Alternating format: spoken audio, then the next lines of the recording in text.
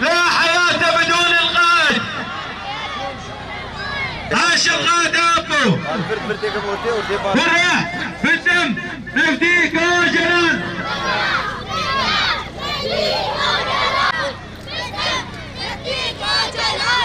بالروح بالدم نفديك اجلا.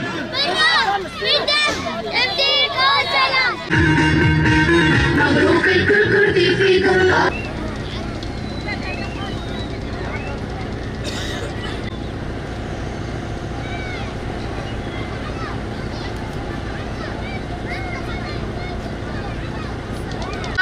كل ما هو منافذ القوانين والأعراف الدولية، وتأتي العزلة مشددة في الفترة الأخيرة من قبل الاحتلال التركي على القائد عبد الله أوجلان على رأس تلك السياسات التي يمارسها الاحتلال في ظل صمت من منظمات حقوق الإنسان والمجتمع الدولي، وهذا ما يدل على عنف وسلطية الدولة التركية تناشد حقوق الإنسان والمجتمع الدولي لرفع العزلة على القائد والمطالبة بحرية القائد الآن، وكما أعلن على الدوام إدارتنا واستنكار بأشد العبارات والمواقف من المؤامرة الدولية والعزلة المفروضة على القائد، وإننا سنبقى نناضل مستمرين بفكره وفلسفته، ونؤكد على أن لا حرية للشعب الكردي وعموم شعب الشرق الأوسط بدون حرية القائد عبد الله أوجلان.